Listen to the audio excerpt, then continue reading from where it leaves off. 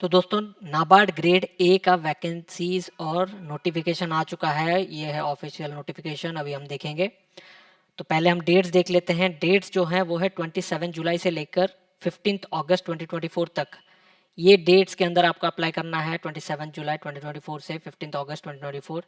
आप लोगों को ये पता होगा कि आरबीआई ग्रेड बी का भी नोटिफिकेशन आ चुका है। काफ़ी कम वैकेंसीज हैं, लेकिन फिर भी उनका जो डेट्स है वो है 25 जुलाई से 16 अगस्त, लेकिन नाबार्ड ग्रेड ए का 27 जुलाई से 15 अगस्त 2024 तक है। चलिए पहले वैकेंसी से पहले हम थोड़ा सा देख लेते हैं और कुछ डेट्स। फेज़ 1 का जो डेट है वो दे दिया है 1 सितंबर 2024, यानी ज़्यादा टाइम नहीं मिलेगा अगर किसी ने अभी तक पढ़ाई स्टार्ट नहीं करी है। 27 जुलाई से 15 अगस्त तक आप अप्लाई करेंगे। 1 सितंबर में आपका फेज़ 1 होगा। फेज़ 2 यानी जो मेंस का डेट है वो आगे दिया जाएगा। The date of main exam would be announce separately on our website nabard.org। चलिए अब थोड़ा सा वैकेंसीज देख लेते हैं। लास्ट ईयर का अगर आपने वैकेंसीज देखा होगा 77 टोटल वैकेंसीज थी। इस बार 50 वैकेंसीज हैं, थोड़ा कम हुआ है। अनरिजर्व्ड में 31 वैकेंसीज थी, इस बार 23 वैकेंसीज है, जिसमें से ये अगर आपको एस्ट्रिक्स दिख रहा है इसका मतलब ये है 2 वैकेंसीज जो हैं वो बैकलॉग वैकेंसीज है, including 2 vacancies of EWS Anfield last year EWS का 2 वैकेंसीज फिल नहीं हुए थे, उनको भी अनरिजर्व्ड इस बार डाल दिया है। तो 23 अनरिजर्व वैकेंसीज है, टोटल वैकेंसीज 50 है। शेड्यूल कास्ट के लिए 7 वैकेंसी है और शेड्यूल ट्राइब्स के लिए 3, ओबीसी के लिए 12 और ईडब्ल्यूएस के लिए 5 है। बाकी चार्टर्ड अकाउंटेंट्स के लिए 2 अनरिजर्व वैकेंसीज है, एक ओबीसी एक ईडब्ल्यूएस, ऐसे करके सारे वैकेंसीज है, आप सब देख लीजिएगा। टोटल वैकेंसीज अगर हम देखें तो 45 अनरिजर्व वैकेंसीज है, 10 schedule caste, 10 schedule tribe, 26 OBC, 9 EWS और टोटल वैकेंसीज हैं 100। इसके अलावा 2 और ये 2 यानी 2 टोटल वैकेंसीज हैं असिस्टेंट मैनेजर राजभाषा के लिए, और ये आरडीबीएस के लिए है 100 वैकेंसीज। चलिए वैकेंसीज के बारे में हमने बात कर लिया, अब थोड़ा सा देख लेते हैं हम कि कुछ पैटर्न में चेंज हुआ है या नहीं। एज का एक क्राइटेरिया रहता है एलिजिबिलिटी क्राइटेरिया में। क्वालिफिकेशन का सबको पता है, सिर्फ बैचलर की ज़रूरत होती है। बैचलर्स में आपको 60% मिनिमम रखना ज़रूरी है अगर आप आरडीबीएस में जा रहे हो। अगर आप राजभाषा में है तो आपको हिंदी आपका एज ए सब्जेक्ट रहना चाहिए। एज हम देख लेते हैं। एज का एक इंटरेस्टिंग चीज़ ये है, लास्ट ईयर सितंबर में क्योंकि नोटिफिकेशन अगस्त सितंबर में आया था, तो उसका डेट जिसको वो कट ऑफ डेट के तरीके से ले रहे थे वो सितंबर 1 था, लेकिन इस बार क्योंकि ये जुलाई में आया है तो candidate must be born between 21 to 30 years of age as on 1 July 2024। यानी कोई बंदा या बंदी या थर्ड जेंडर जो भी हैं वो 2 जुलाई 1994 से पहले या फिर 1 जुलाई 2003 के बाद पैदा नहीं होने चाहिए। उनका डेट ऑफ बर्थ इसके अंदर ही रहना चाहिए। और उसके अलावा रिलैक्सेशन भी है, 3 साल हैं ओबीसी एप्लीकेंट्स के लिए जो एलिजिबल हैं। 10 years for PWBD, 5 years in case of others. तो चलिए देख लेते हैं सिलेक्शन प्रोसीजर क्या है। सबको पता है प्रिलिमिनरी और मेंस होता है, उसके अलावा इंटरव्यू में 50 मार्क्स होते हैं।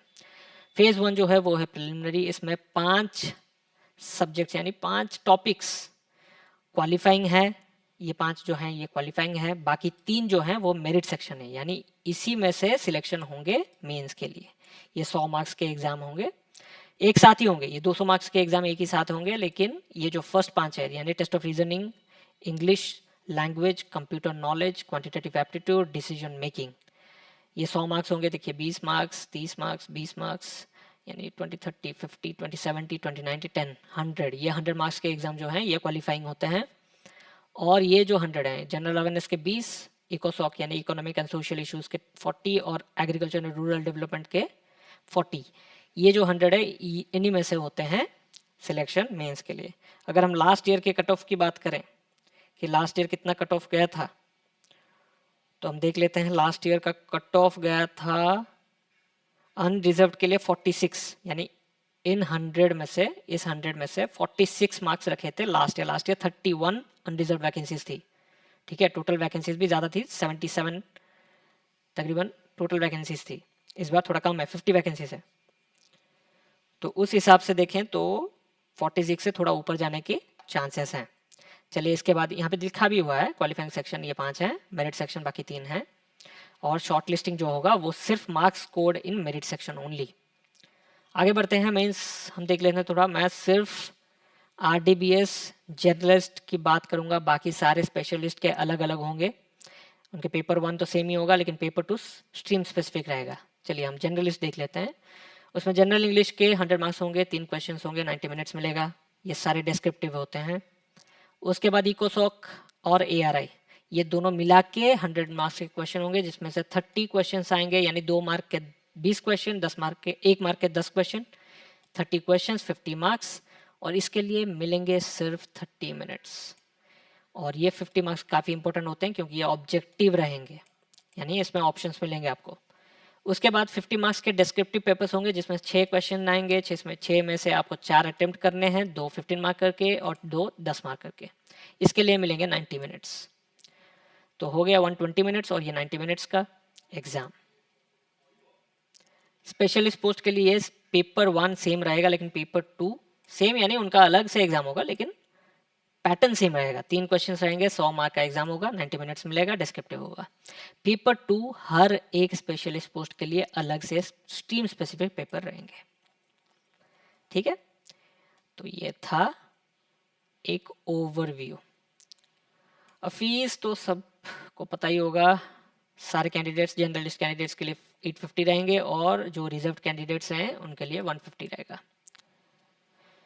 पे स्केल काफ़ी इंपॉर्टेंट रहता है, 44,500 ये बेसिक पे है।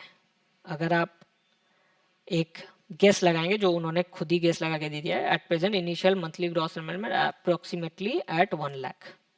1 लाख भी बहुत ज़्यादा होते हैं। तो ये था नाबार्ड ग्रेड ए का एक ओवरव्यू, जो एप्लीकेशन आज से स्टार्ट हो गया है। कोई भी अगर आपको प्रॉब्लम हो रहा है तो आप कमेंट में ज़रूर बताएं, और मैं उसके ऊपर एक अलग से वीडियो बना दूंगा।